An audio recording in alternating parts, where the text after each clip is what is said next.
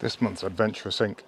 is the story of Adam Weymouth's 2,000-mile paddle through the North American wilderness in search for the legendary kings of the Yukon.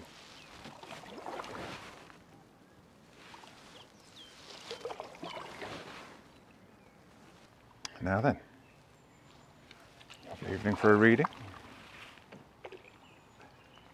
In Alaska, the runs of certain salmon species, the pink, the sockeye and the chum, still hit the millions on some rivers.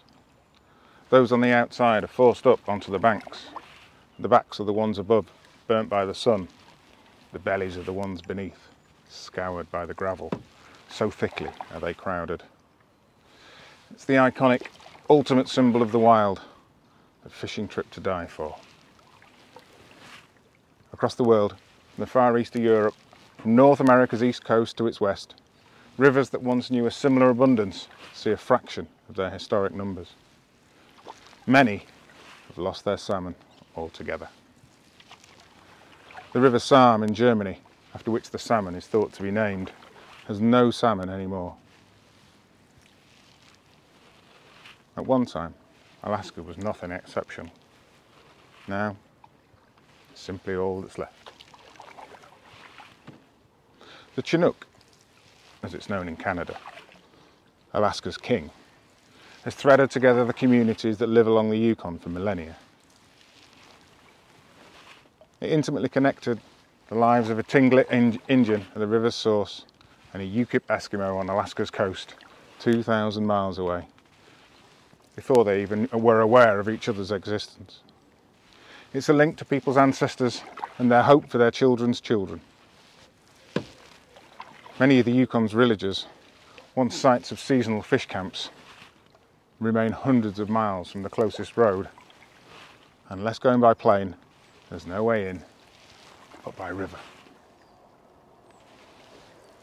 Travelling by boat at the same time as the King Run and covering the same path as the fish, albeit pedalling in the opposite direction, I hope to better understand what's changing, not just in the life of the river, but in the lives of the people that depend upon it.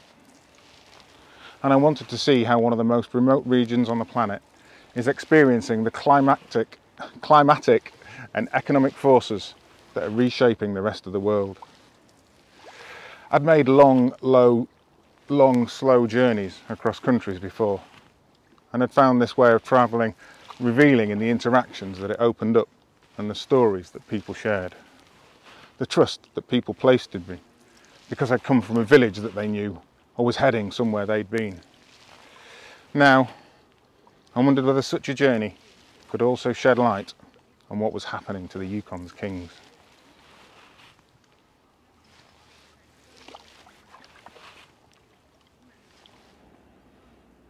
Richard built a cutting room 21 years ago, and he got 1 year's use out of it. The decline had started slowly, almost imperceptibly, although the elders had been warning them for decades that something was changing with their fish. Where Teslin is located, at the very end point of the run, they saw those changes first, both in the size and number of Chinook. To begin with, they restricted their own fishing to 5 days of the week. Then it went down to 3, and it was 2. Nothing seemed to make a difference. 20 years ago, all Teslin's Tlingit clans came together in an emergency meeting, and they voted to shut it down entirely. Right in the bank. They agreed it was only temporary, just shut it down until things improved. But things had not improved. It had been tough, said Richard, to stand on the shore and see those salmon swimming past. Tough when you know that downriver in Alaska the people are still fishing. Tough when you watch those Alaskan TV shows and see them with their caches full of fish. Teslin didn't fish for 20 years, but then last year they did. They made 2 fish camps, one on Teslin Lake and one down the Teslin River, and between them they caught little less than 40 fish. Once they might have caught 1,000, but the idea was ceremonial, symbolic. There was a need to preserve the fish, but there was also a need to preserve the Tinglet culture.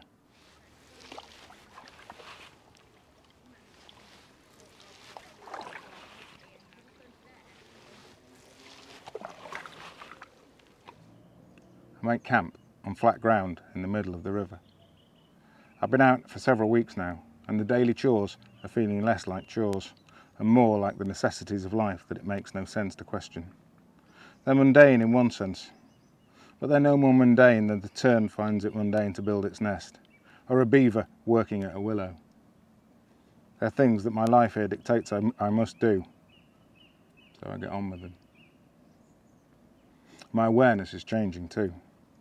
It's becoming increasingly easy to read shapes into the landscape, to see a pair of moose antlers in a distant piece of driftwood, or a man waiting for me in a stunted birch. My mind left to wander. I'm inventing curiosities, and I imagine it will not be long before I start weaving them into stories. I'm noticing irregularities too, so that I'm able to focus in on a fleck of white from half a mile away and spot a bald eagle sitting motionless, scarcely aware how I've done it.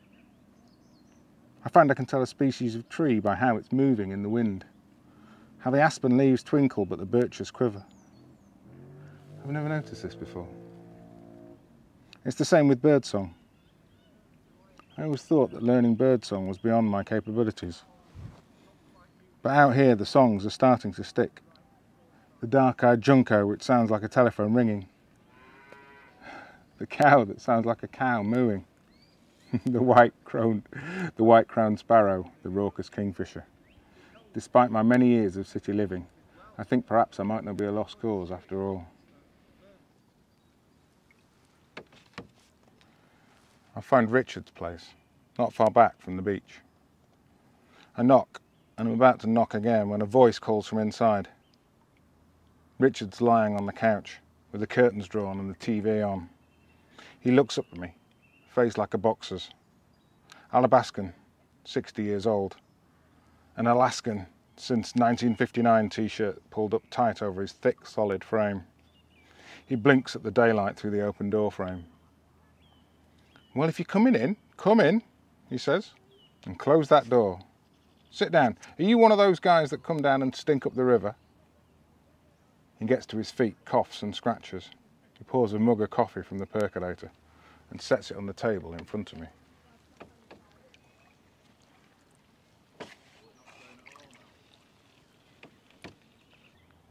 "I guess you'll be wanting some food," he says. He opens up the freezer. It's crammed full of Ziplocs of chunks of meat, whole fish, and bags of berries.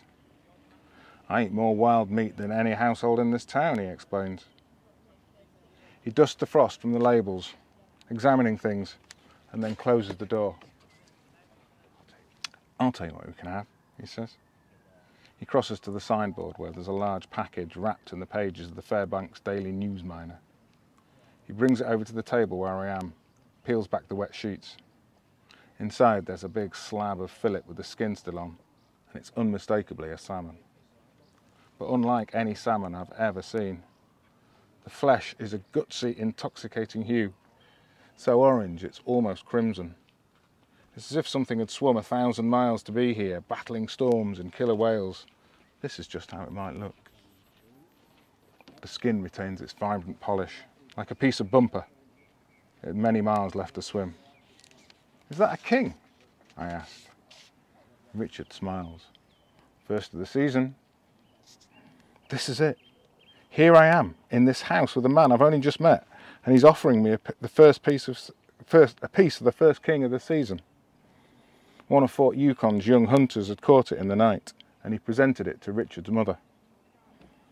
"The real good hunters share," Richard explains, as he takes the cut of it his mum had given him and lays it on a chopping board. "And when they need help, they always get it. The bad hunters, they don't show nobody. They take it home and hiding it. Now I'm sharing it with you. I feel so undeserving. What this means for me is superficial compared to what the King's return means to those who live here. But then, there always was a certain amount of astonishment amongst early Western visitors at indigenous notions of sharing. so odds with the acquisitive cultures from which the explorers hailed.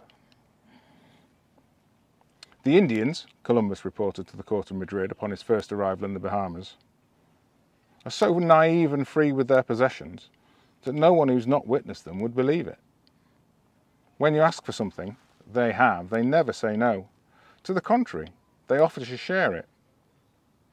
He quickly realised this would allow him to obtain as much gold and as many slaves as the King and Queen of Spain might wish for. But for community-minded cultures with little interest in personal possessions or hierarchies, this way of thinking made absolute sense. The anthropologist Hugh Brodie, who carried out much of his research in the Arctic, describes how hunter-gatherer cultures store both food and knowledge by sharing them with each other. And even now, in the 21st century, when bank accounts and freezers allow the Athabascans to hoard as much as any other capitalist, and when knowledge can be hoarded online, there's still a deep sense of community. Money, says Richard. What are you going to do with it? You can't eat it.